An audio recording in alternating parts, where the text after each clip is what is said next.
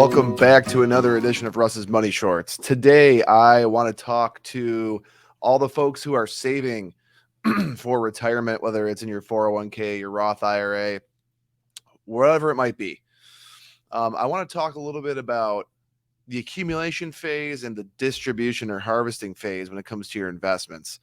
When we think of our returns, we tend to think of average annual returns. If I invest my money in the market, every year on average, I'm going to return X percent, whether it's 5, 6, 7, you name it.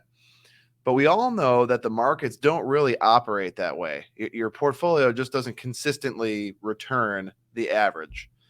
It might decline 7% and go up 20, or go up 20 and decline 30.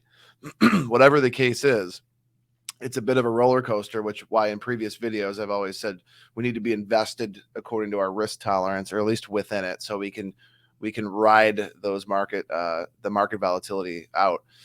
But let's talk a little bit about sequence of returns. So in the accumulation phase, when we're putting money away, average return matters more. And that's mainly because we're not withdrawing from the portfolio. So the money can ride the roller coaster, and the average return that we're seeking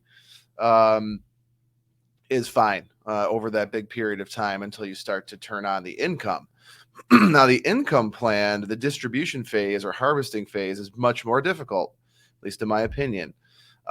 You can have a target annual average rate of return, but if you don't want to change your retirement lifestyle, which I usually don't advocate, when I'm planning with clients, we have a plan to consistently meet that income need every year.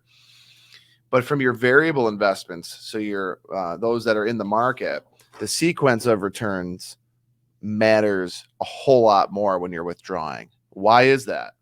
Well, if you're withdrawing from a portfolio because you can't time the market, that the target or the average return could be 7% over your 30 years of retirement or so. If the first few years of retirement were in a big down market, think of last year, and you're consistently withdrawing, you may not be able to make up the difference with your average returns, and could run out of money a lot sooner. On the other side of things, if you have big positive returns in the first few years in this repeating cycle, big returns followed by a couple of years of downturn, big returns and repeating, you could very well end up with a whole lot more by the time you pass away,